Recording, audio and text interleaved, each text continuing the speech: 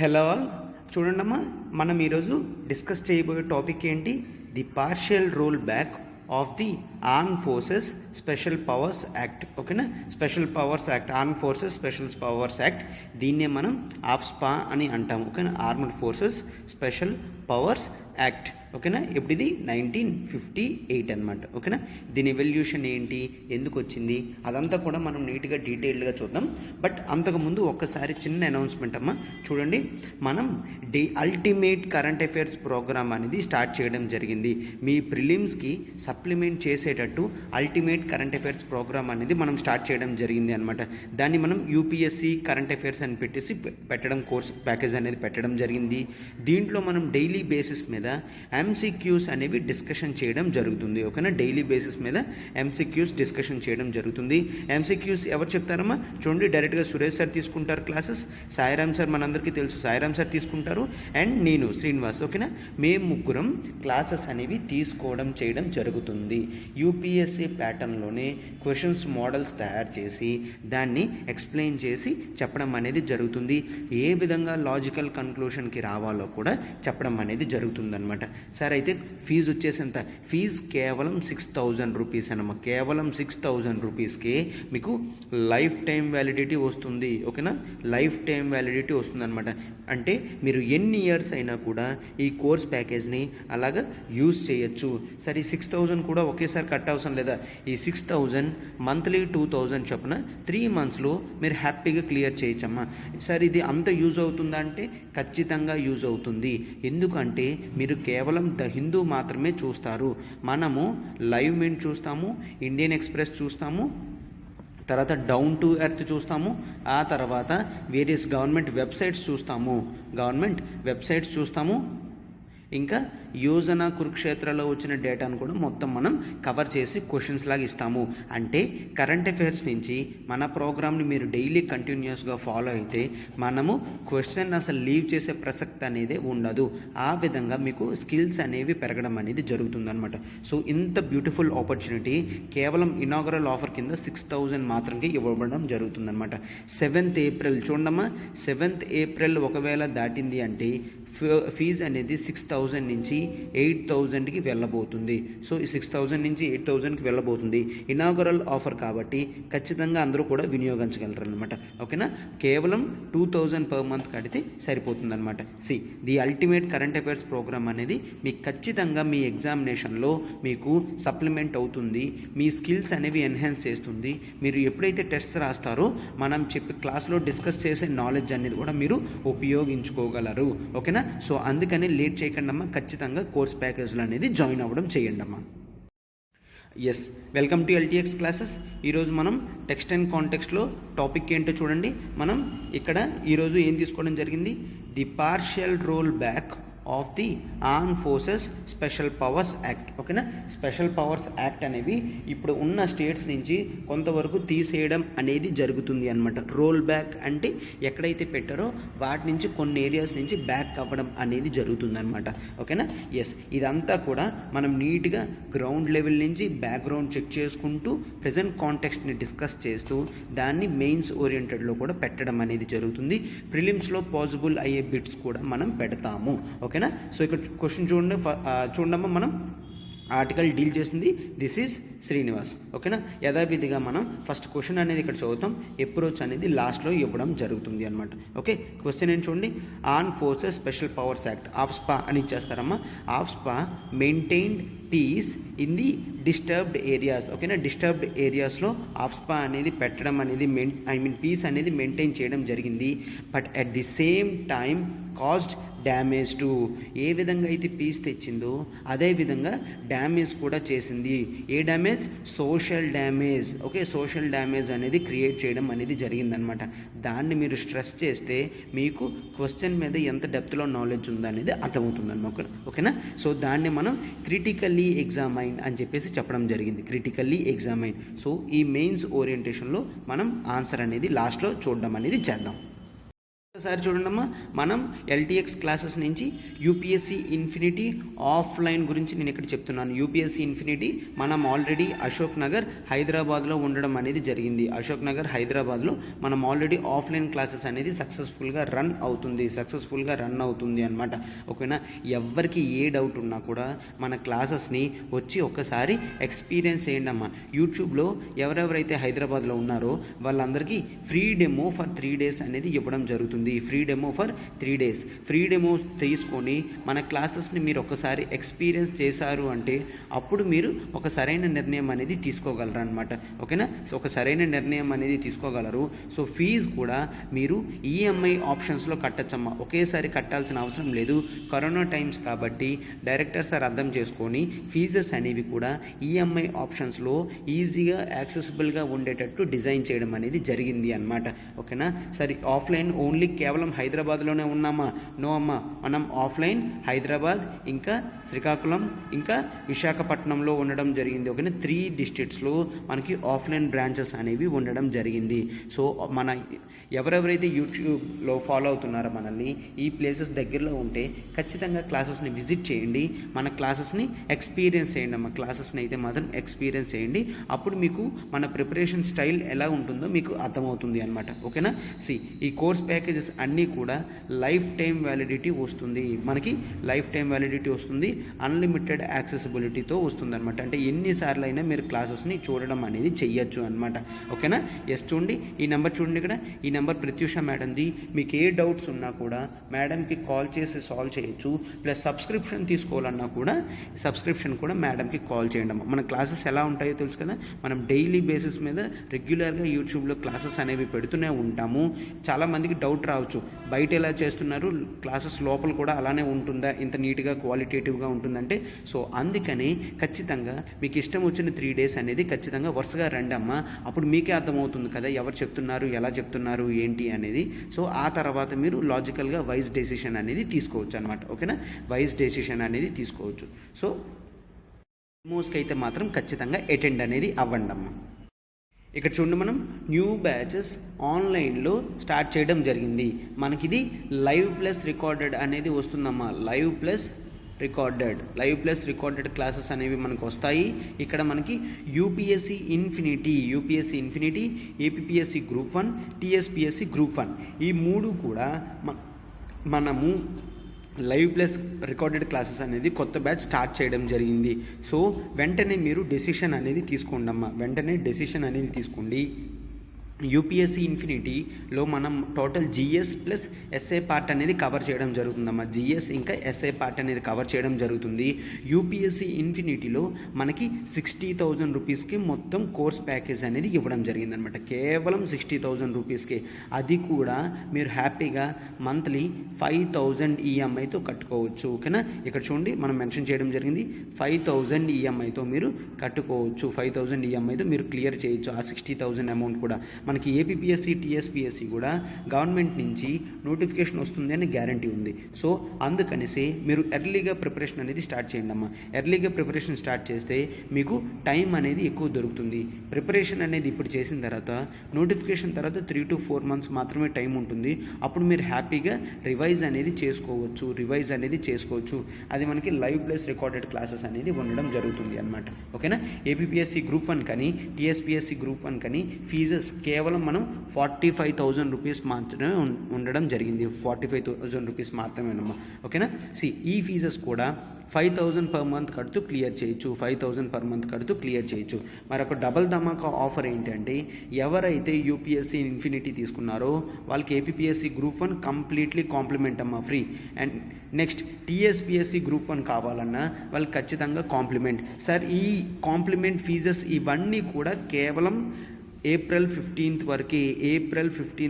April 15th తర్వాత మనకి fees అనేవి రివైజ్ అవ్వబోతున్నాయి.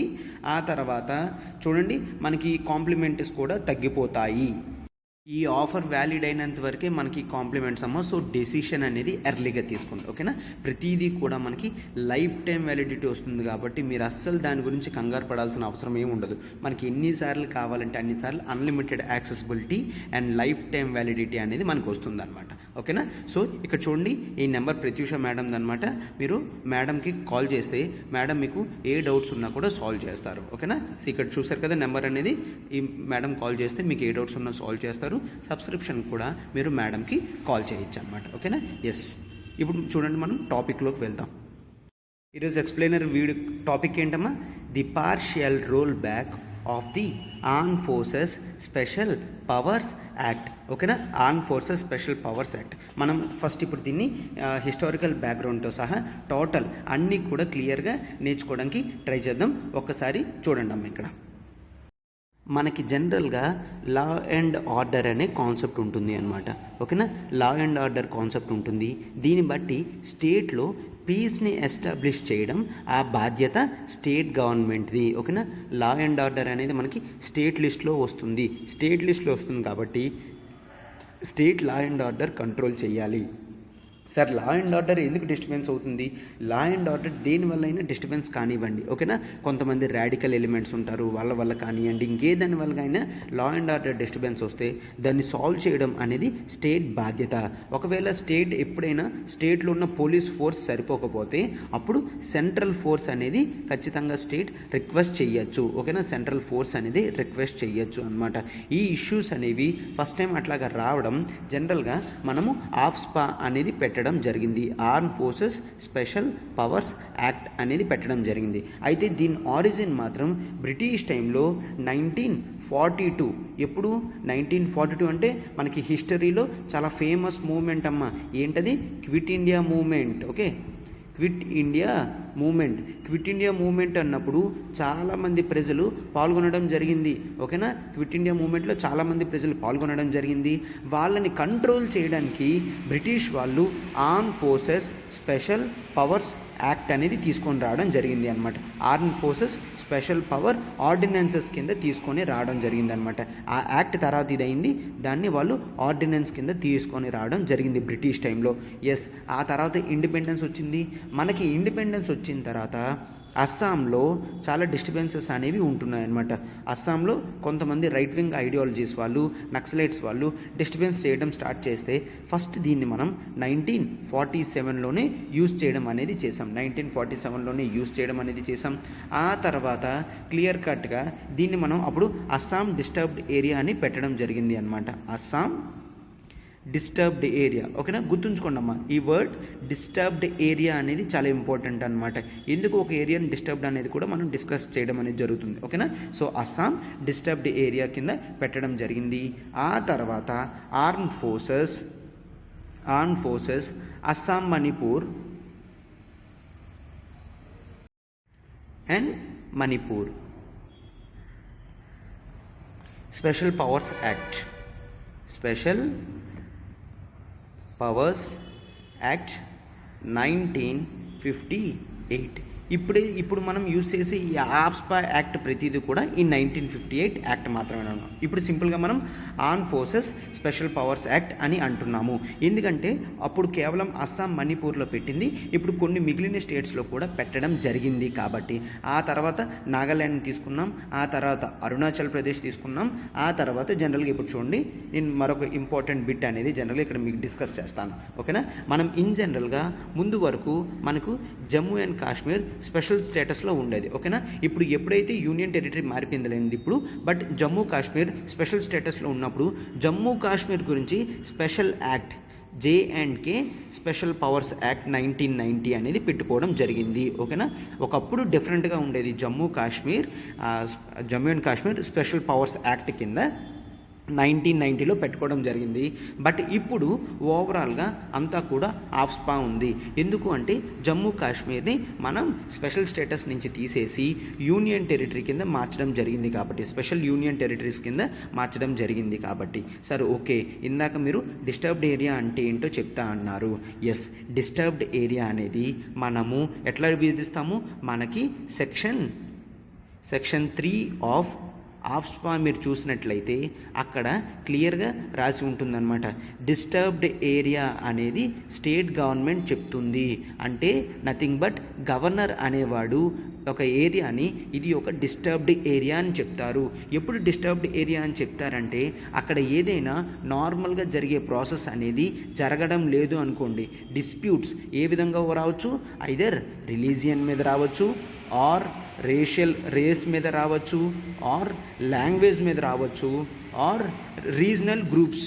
ఓకే, రీజనల్ గ్రూప్స్, ఈ రీజనల్ గ్రూప్స్ మీదైనా రావచ్చు అనమాట. ఏమొచ్చినా కూడా గవర్నర్ అనేవాళ్ళు డిస్టర్బ్డ్ ఏరియా కింద డిక్లేర్ చేస్తే అప్పుడు arm forces special powers act అనేది అప్లికేషన్లోకి వస్తుంది. అంటే ఏంటి, స్టేట్ వాళ్ళు సివిల్ ఫోర్స్తో సహా ఈ స్పెషల్ ఫోర్సెస్ అనేవి స్టార్ట్ అవుతాయి. వీళ్ళకి ఎక్స్ట్రా పవర్స్ అనేది ఇవ్వడం జరుగుతుంది అనమాట. ఓకేనా. జనరల్గా వాళ్ళకి ఎవరి మీదైనా డౌట్ వస్తే వార్న్ చేసి కిల్ చేసే పవర్ కూడా ఉంటుంది, వాళ్ళకి అరెస్ట్ చేసే పవర్ కూడా ఉంటుంది, ఏ ప్రెమైసెస్నైనా సర్చ్ చేసే ప్రాసెస్ ఉంటుంది. ఎందుకు, ఎక్కడ ఉంటారో తెలియదు కదమ్మా. సో అందుకనే మనము జనరల్గా ఇన్ఫర్మేషన్ అనేది లీక్ చేయరు. ఈ స్పెషల్ ఫోర్సెస్ అనేవాళ్ళు సడన్గా వెళ్తారు. సడన్గా వెళ్ళి వీళ్ళు ఎవరినైనా కూడా అరెస్ట్ వారెంట్ లేకన్నా ఖచ్చితంగా అరెస్ట్ చేయొచ్చు, సర్చ్ వారెంట్ లేకన్నా సర్చ్ కూడా చేయొచ్చు అనమాట. ఓకేనా. వీళ్ళందరికీ కూడా సెంట్రల్ గవర్నమెంట్ పర్మిషన్ అనేది ఉంటుంది. ఓకేనా. ఈ డిస్టర్బ్డ్ ఏరియాని జనరల్గా మళ్ళీ పబ్లిక్ ఆర్డర్లోకి తీసుకొని రావడానికి వీళ్ళు ఏ విధంగా వీలవుతుందో అన్నిటినీ చేస్తారు. పబ్లిక్ ఆర్డర్లోకి తీసుకొచ్చి ఎప్పుడైతే ఓకే ఇది క్లియర్ అయింది అని అనుకుంటారో అప్పుడు వాటిని బ్యాక్ చేస్తారు అనమాట. బ్యాక్ చేసేస్తారు. సార్ ఓకే, అయితే ఆఫ్స్పా డిక్లేర్ చేస్తే ఎన్నిసార్లు అలా చేయొచ్చు అంటే ఎన్ని ఇయర్స్ అనే అలాగ ఉంటుందా అంటే నో, ఎన్ని ఇయర్స్ కూడా అలా కంటిన్యూస్గా ఉండదమ్మా. జనరల్గా ఏ విధంగా అది తగ్గుతూ వస్తుందో అనేది మనం జనరల్గా చూస్తామన్నమాట. మనకి డిస్టర్బ్డ్ ఏరియాస్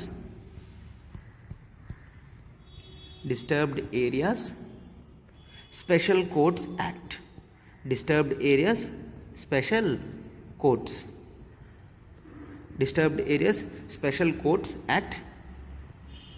1976 అనేది ఉండడం జరుగుతుంది. ఇందులో క్లియర్గా ఏం చెప్పడం జరిగింది అంటే ఒకవేళ ఏదైనా ఏరియా డిస్టర్బ్డ్ ఏరియా అని అన్నారు అంటే దాని స్టేటస్ని ఖచ్చితంగా నెక్స్ట్ 3 months అనేది మినిమం ఉంచడం జరుగుతుంది. ఆ తర్వాత మళ్ళీ దాన్ని రివైజ్ చేసుకుంటారు. నెక్స్ట్ 3 months ఉంచాలా లేదంటే అవసరం లేదా అనేది. ఓకేనా. ఈ 3 months పవర్ ఎక్కడ ఇవ్వడం జరిగింది, డిస్టర్బ్డ్ ఏరియా స్పెషల్ కోర్ట్స్ యాక్ట్లో ఇవ్వడం జరిగింది. ఓకేనా. సో ఇక్కడ జాగ్రత్తగా చూడండి అనమాట. ఓకేనా. ఎస్, ఇప్పుడు ఆఫ్స్పా ఎక్కడెక్కడ ఉంది, ఆఫ్స్పా ప్రస్తుతానికి అస్సాం, అరుణాచల్ ప్రదేశ్, మణిపూర్ అండ్ నాగాల్యాండ్. ఓకేనా. అండ్ JNK ఇప్పుడు ఈ 4 స్టేట్స్లోని ఈ యూనియన్ టెరిటరీస్లోని ఉండడం అనేది జరిగింది. ఆఫ్స్పా అనేది ప్రస్తుతానికి ఈ ఏరియాస్లో ఉన్నది అన్నమాట. ఓకేనా. ఎస్, ఇప్పుడు ప్రస్తుతానికి మనం కాంటెక్స్చువలైజ్డ్గా చూస్తే మనకి ముందు చాలా స్టేట్స్లో ఉండేది, లైక్ పంజాబ్ కానీ, త్రిపుర కానీ, మేఘాలయ కానీ, వీటన్నిటిలోనే ఉండడం అనేది జరిగింది. బట్ ఇవి ఎప్పుడైతే అక్కడ కొన్ని అగ్రిమెంట్స్ జరిగి పీపుల్ అనేవాళ్ళు పీస్లో ఎస్టాబ్లిష్ జరిగిందో అప్పుడు వెంటనే వాటిని తీయడం జరిగింది. అంటే ఫర్ ఎగ్జాంపుల్ త్రిపురని 2015లో తీసేయడం జరిగింది ఆఫ్స్పా నుంచి, మేఘాలయని 2018లో తీసేయడం అనేది జరిగింది. మనము యాక్చువల్లీ మణిపూర్లో కూడా చాలా ఎక్కువ అసెంబ్లీ కాన్స్టిట్యుయెన్సీస్లో ఉండదు, 2004లో చాలా వరకు తగ్గించడం అనేది జరిగింది అన్నమాట. ఇప్పుడు అసలు ఇష్యూ ఏంటి, కాంటెక్స్ట్ ఏంటి అంటే మనము 2021 లాస్ట్లో మనకేమైంది, నాగాల్యాండ్లో కొంతమంది నక్సలైట్ ఆర్గనైజేషన్స్ అనేవాళ్ళు ఆర్మ్స్ అండ్ ఎమ్యునిషన్స్ క్యారీ చేస్తున్నారు, వాళ్ళు వెళ్తున్నారు అని ఇన్ఫర్మేషన్ వచ్చి మన స్పెషల్ ఫోర్సెస్ వాళ్ళు అనుకోకుండా వాళ్ళు ఫైరింగ్ అనేది స్టార్ట్ చేయడం జరిగింది. ఫైరింగ్ ఎప్పుడైతే స్టార్ట్ చేశారో అనవసరంగా అమాయకమైన ప్రజలు చనిపోవడం అనేది జరిగింది అనమాట. ఎందుకు ఈ స్పెషల్ ఫోర్సెస్కి ఎక్కువ పవర్స్ అనేది ఇవ్వడం జరిగింది. ఓకేనా, ఈ స్పెషల్ ఫోర్సెస్కి ఎక్కువ పవర్ అనేది ఇవ్వడం జరిగింది. వాళ్ళు ఎవరి మీదైనా చూడకుండా జనరల్గా సింగిల్ వార్న్తో ఫైరింగ్ అనేది స్టార్ట్ చేయొచ్చు అనమాట. ఈ ఫైరింగ్లో మోన్ డిస్ట్రిక్ట్స్ సంబంధించిన వాళ్ళు చనిపోవడం జరిగింది. మోన్ డిస్ట్రిక్ట్స్ ఇన్ నాగాల్యాండ్ వాళ్ళు చనిపోవడం అనేది జరిగింది అనమాట. ఆ తర్వాత పెద్ద ఎత్తున ప్రజలందరూ ఆఫ్స్పా తీసేయాలి అని చెప్పేసి ఎక్కువ శాతం ర్యాలీస్ ఇవన్నీ కూడా చేయడం జరిగింది. ఓకేనా, బ్యాన్ చేయడం జరిగింది. ఇవన్నీ కూడా చేస్తున్నారనమాట. అందుకే సెంట్రల్ గవర్నమెంట్ రీసెంట్గా ఏమనుకుంది, డిస్టర్బ్డ్ ఏరియాస్ ఏవైతే అస్సాం, మణిపూర్, నాగాల్యాండ్లో ఉన్నాయో వాటిని కొంత ఏరియాస్ వరకు తగ్గిస్తున్నాము. ఒక స్పెషల్ కమిటీ అనేది వేయడం జరిగింది. ఆ స్పెషల్ కమిటీ రిపోర్ట్ అనేది ఇవ్వడం జరిగింది. సో అందుకని ఈ అస్సాంలోని, మణిపూర్లోని, నాగాల్యాండ్ ఏరియాస్లో ఎక్కడైతే ఎక్కువ ఏరియాస్ ఉన్నాయో ఆ ఏరియాస్ అన్నిటినీ మనం క్లియర్గా తగ్గిస్తే అప్పుడు కొంతవరకు ప్రశాంతత అనేది వస్తుంది. ప్రజలు అనేవాళ్ళు కాస్త చల్లబడతారు అని చెప్పేసి గవర్నమెంట్ ఆలోచించి ఈ నిర్ణయం అనేది చెప్పడం జరిగింది అన్నమాట. ఓకేనా, సో ఇప్పుడు మనం ఈ స్పెషల్ ఫోర్సెస్ ఉండడం వల్ల ఏ విధమైన ఇబ్బందులు వచ్చాయో అన్నది మనం క్లియర్గా ఇప్పుడు చూద్దాం. ఆఫ్స్పా గురించి మనం చూడాలంటే జనరల్గా దీని మీద కొన్ని కాంట్రవర్సీస్ అనేవి ఉన్నాయి. ఓకేనా, కొన్ని కాంట్రవర్సీస్ అనేవి ఉన్నాయి. ఎందుకు, వీళ్ళకి ఎక్స్ట్రా పవర్స్ అనేవి ఇవ్వడం వల్ల వాళ్ళ మీద లిమిట్స్ అనేవి లేకుండా పోయాయి, ప్రజలందరూ కూడా ఇబ్బంది పడుతున్నారు అని చెప్పేసి అనుకుంటున్నారు అనమాట. వీళ్ళేంటి, ఎవరినైనా కూడా షూట్ చేయొచ్చు అన్న పవర్ యూస్ చేసుకొని అమాయకపు ప్రజలను కూడా షూట్ చేస్తున్నారు అని చెప్పేసి రావడం జరిగింది. దీంట్లో మనం డిస్కస్ చేయాల్సిన కేసు ఏంటంటే మణిపూర్కి సంబంధించిన ఇరోమ్ షర్మిల. ఓకేనా, ఈమె 16 ఇయర్స్ ఇరోమ్ షర్మిల. ఆమె ముందే చాలామంది ఆర్మ్ ఫోర్సెస్ వాళ్ళు ఒక 10 మెంబర్స్ దాకా చంపడం జరిగింది. తర్వాత ఈ ఆఫ్స్పా వాళ్ళు రేప్ ఎక్యూజెస్ కూడా ఉన్నాయి. ఆ స్పెషల్ ఫోర్సెస్ మీద రేప్ ఎక్యూజెస్ కూడా ఉన్నాయన్నమాట. అందుకే ఆమె 2000 నుంచి 2016 వరకు, అంటే లిటరల్లీ 16 ఇయర్స్ వరకు ఆమె ఆఫ్స్పా అనేది నార్త్ ఈస్ట్ నుంచి తీసేయాలి, ఆఫ్స్పా అనేది రిమూవ్ చేయాలి అన్న దృఢ సంకల్పంతో 16 ఇయర్స్ వరకు ఆమె ఫాస్టింగ్ చేయడం జరిగింది. 16 ఇయర్స్ వరకు ఫాస్టింగ్ అనేది చేసింది. ఓకేనా, 16 ఇయర్స్ వరకు ఫాస్టింగ్ అనేది చేసింది. ఆమెకి ఐరన్ లేడీ అనే టైటిల్ కూడా రావడం అనేది జరిగిందనమాట. She did not get back అనమాట. ఐరన్ లేడీ అనే టైటిల్ కూడా వచ్చింది. ఇరోమ్ షర్మిల ఫ్రమ్ మణిపూర్. ఓకేనా, ఈ పవర్స్ వల్ల వాళ్ళు ఎక్స్ట్రాగా చేస్తున్నారు, స్పెషల్ ఫోర్సెస్ వాళ్ళు ముందు వెనక చూడకుండా చేస్తున్నారు అని చెప్పేసి. అండ్ ఈ అరెస్ట్ వారెంట్, సర్చ్ వారెంట్ వీటి వల్ల డిస్టర్బెన్స్ అనేది వాళ్ళే క్రియేట్ చేస్తున్నారు. నేను స్టార్టింగ్ క్వశ్చన్లో చెప్పాను కదమ్మా, సోషల్ డిస్టర్బెన్స్ అనేసి.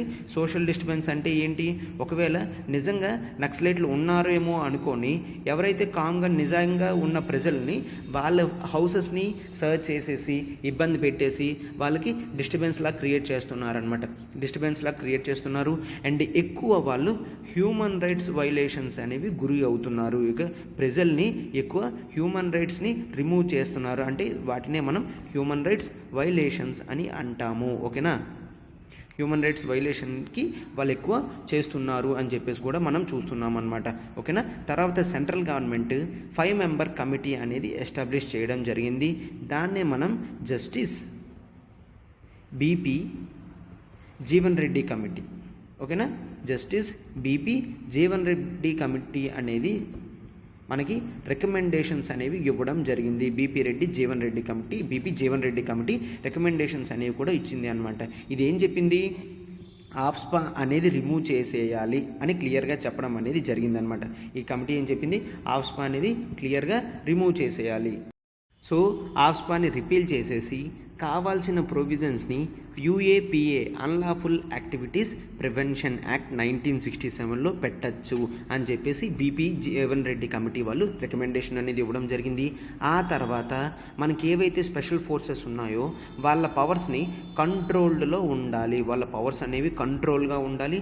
ఆ తర్వాత ప్రజలు ఎవరైతే హ్యూమన్ రైట్స్ వైలేషన్కి గురవుతున్నారో వాళ్ళ బాధలు చెప్పుకోవడానికి గ్రీవాన్స్ సెల్ అనేది ఏర్పాటు చేయాలి. ఓకేనా, గ్రీవాన్స్ సెల్ అనేది ఏర్పాటు చేయాలి అని BP Jeevan Reddy committee recommendations ఇవ్వడం జరిగింది. బట్ మనం ఇంకొకటి second ARC, second administrative reforms commission second ARC report చూస్తే అందులో కూడా వాళ్ళు రిపీల్ ఆఫ్ స్పా అని రికమెండ్ చేయడం జరిగింది. బట్ గవర్నమెంట్ వీటి మాటల్ని ఎప్పుడూ పట్టించుకోలేదన్నమాట. ఇవి రికమెండేషన్స్ మాత్రమే ఇస్తుంది కదా, సో ఆఫ్ స్పాని రిపీల్ చెయ్యాలి అన్న ఏఆర్సి వాళ్ళు వీళ్ళు పట్టించుకోలేదు. బట్ మెయిన్ ఇంతవరకు ఎందుకు ఉంది అంటే సుప్రీంకోర్టులో మనము ఇక్కడ చూడండి, Naga people's movement of human rights versus union of India 1998 కేసులో సుప్రీంకోర్టు దీన్ని అప్హెల్డ్ చేసింది. అంటే ఏంటి, ఆఫ్స్పా అనేది కాన్స్టిట్యూషన్ పరంగా ఉండొచ్చు అని చెప్పింది అనమాట. సరే అదేంటి సుప్రీంకోర్టు అలా చెప్పింది అంటే, సుప్రీంకోర్టుకి జనరల్గా సెంట్రల్ గవర్నమెంట్ ఏం చెప్తుంది, మనము ఖచ్చితంగా లా అండ్ ఆర్డర్ బాధ్యత అనేది మా మీద ఉంటుంది. సో అక్కడ డిస్టర్బ్డ్ ఏరియాస్ అనేవి ఎక్కువ ఉన్నాయి. మేము ఎప్పుడైతే ఆ డిస్టర్బ్నెస్ అనేది తగ్గుతుందో ఖచ్చితంగా ఆఫ్స్పాని తగ్గిస్తున్నాము. ఇదిగోండి హిస్టారికల్ ఎగ్జాంపుల్స్ అన్నీ ప్రొవైడ్ చేయడం జరిగింది.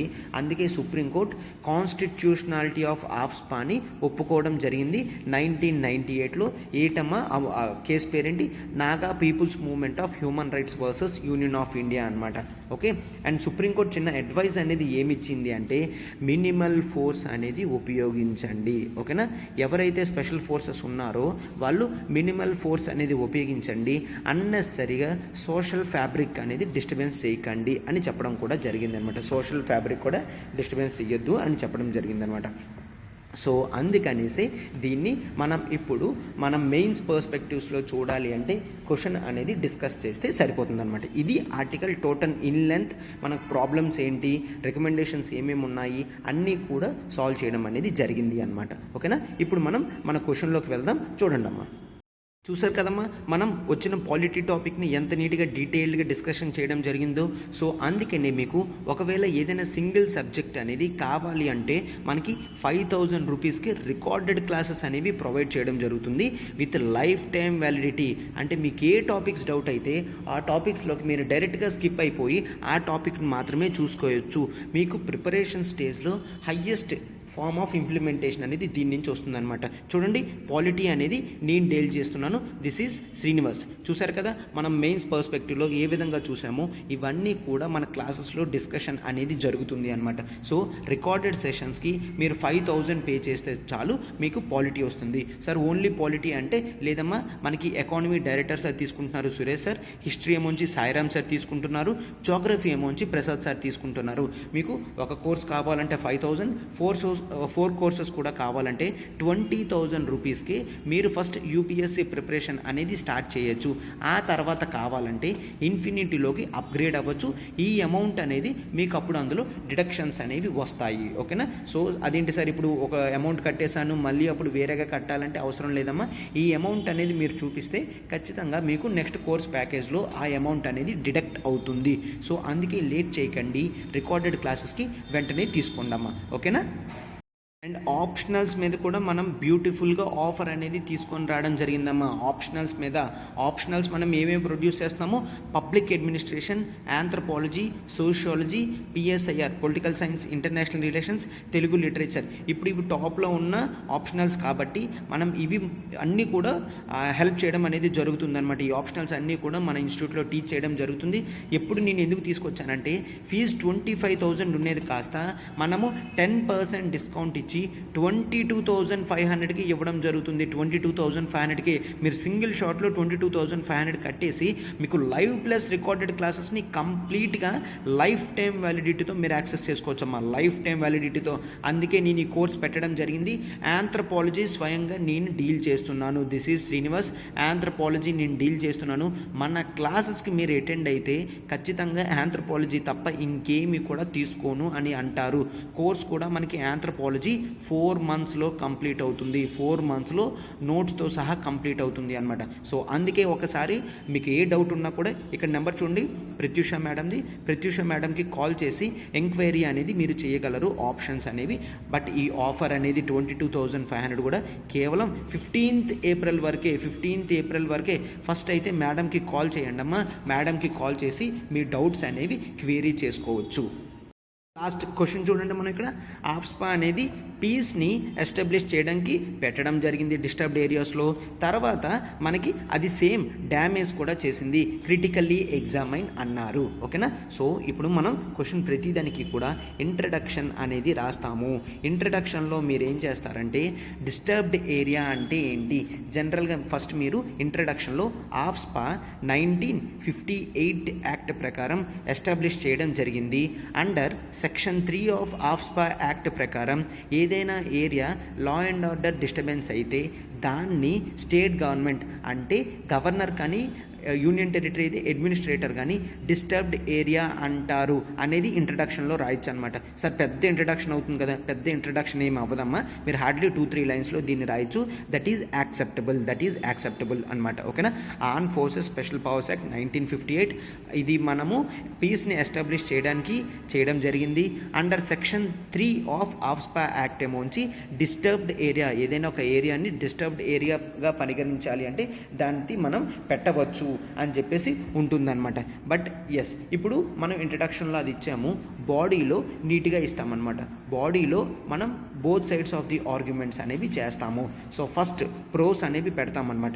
దీనివల్ల అడ్వాంటేజెస్ ఏంటి అంటే చాలా వరకు డిస్టర్బెన్సెస్ అనేవి తగ్గడం జరిగింది, నక్సలైట్ ఏరియాస్ అన్నీ కూడా డౌన్ అవ్వడం తగ్గింది. ఆ తర్వాత ప్రజలు ఎవరైతే నక్సలైట్ వాళ్ళకి సపోర్ట్ చేస్తున్నారో ఆ ఛానల్ని కూడా మనం కట్ చేయడం జరిగింది అనమాట. వేరియస్ లింకేజెస్ ఇవన్నీ కూడా ఆఫ్స్పాతో కట్ చేయడం అనేది జరిగింది. సో మనము మెయిన్ ఇక్కడ కన్క్లూషన్లో కూడా కన్క్లూషన్ ముందు మనం కాన్స్ అనేవి రాస్తాము. కాన్స్లో జనరల్గా ఏం రాస్తాము, హ్యూమన్ రైట్స్ వైలేషన్ రాస్తాం. ఆ తర్వాత జనరల్గా మనము నెక్స్ట్ ఎక్యూజెస్ అనేవి రాస్తాం. హ్యూమన్ రైట్స్ వైలేషన్ చేస్తాం, వాళ్ళకి ఎక్యూజెస్ అనేవి ఎక్కువ అవుతున్నాయి, లైక్ రేప్ కేసెస్ కానీ అన్నెసరీ డెత్స్ కానీ కిల్లింగ్స్ కానీ ఇవన్నీ కూడా జరుగుతున్నాయి. దీంట్లో ఎగ్జాంపుల్గా మనం మోన్ డిస్ట్రిక్ట్ హ్యాపెండ్ ఇన్ నాగాల్యాండ్ అని చెప్పేసి 2021 అని ఎగ్జాంపుల్ కూడా ఇవ్వడం చెయ్యొచ్చు. ఓకేనా. సో వీటన్నిటిని ఇంకా దీనివల్ల అన్నెసరీ పవర్స్ అనేవి ఉండడం వల్ల సోషల్ ఫ్యాబ్రిక్ అనేది డిస్టర్బెన్స్ అవుతుంది అనేది కూడా మీరు రాయొచ్చు. సోషల్ ఫ్యాబ్రిక్ ఆఫ్ సొసైటీ అనేది డిస్టర్బెన్స్ అవుతుంది. సార్ సోషల్ ఫ్యాబ్రిక్ అంటే ఏంటి అంటే సొసైటీలో different races, religions, caste people అనే వాళ్ళు ఉంటారు, వాళ్ళకి డిస్టర్బెన్స్ అయితే దాన్ని సోషల్ ఫ్యాబ్రిక్ డిస్టర్బెన్స్ అని అంటాము. అందరూ కూడా కలిసి ఉంటే సోషల్ ఫ్యాబ్రిక్గా ఉన్నాము అని అంటామన్నమాట. ఆ తర్వాత మీరు కొన్ని రికమెండేషన్స్ అనేవి పెట్టవచ్చు. రికమెండేషన్స్ అనేవి పెట్టి BP Jeevan Reddy committee recommendations రాయొచ్చు, సెకండ్ ఏఆర్సీ కమిటీ రికమెండేషన్ రాయొచ్చు. ఆ తర్వాత మీరు supreme court upheld constitutional validity in 1999 అని కూడా రాయొచ్చు అనమాట. సో లాస్ట్లో కన్క్లూషన్ ఏం రాస్తారు అంటే ఇది ఇట్లాగా కంటిన్యూస్గా పీపుల్కి ఇష్టం లేకుండా లాంగ్ టైం అనేది మెయింటైన్ చేయడం కష్టం. సో వీలైనంత వేగంగా పీపుల్ని ఇన్వాల్వ్ చేసేసి పీస్ అనేది ఎస్టాబ్లిష్ చేస్తే సరిపోతుంది. పీస్ అనేది లాంగ్ టైంలో పనికొస్తుంది. ఎవరైతే పీపుల్ ఉన్నారో వాళ్ళందరినీ కూడా మనం ఇన్వాల్వ్ చేసి ఎందుకు వాళ్ళు ఏరియాని డ్యామేజ్ చేస్తున్నారు అన్నట్టు మనం central government, state government and naxalite groups అందరూ కూడా కలిసి కూర్చొని వాళ్ళకి ఏ విధమైన ప్రాబ్లమ్స్ వస్తాయో అవన్నీ సాల్వ్ చేస్తాము అన్నట్టు మనం క్లియర్గా పెట్టుకుంటే ఇష్యూస్ అనేవి రావు. ఓకేనా. ఈ విధంగా కన్క్లూషన్ అనేది మీరు ఇవ్వాలి. ఈ విధంగా మీరు కన్క్లూషన్ అనేది ఇస్తే మీ ఆన్సర్ అనేది ఫుల్ ఫ్లెజ్డ్గా క్లియర్ అవ్వడం అనేది అవుతుంది అన్నమాట. ఓకేనా. ఎస్, థ్యాంక్ యూ అమ్మా. సో చూడండి, మనం వేరియస్ కోర్స్ ప్యాకేజెస్ అన్నీ కూడా చెప్పడం అనేది జరిగింది. వీటి వెనకతన మా హార్డ్ వర్క్ అనేది ఉంటుందమ్మా. అది మీరు అప్రిషియేట్ చేస్తారు అని అనుకుంటున్నాను.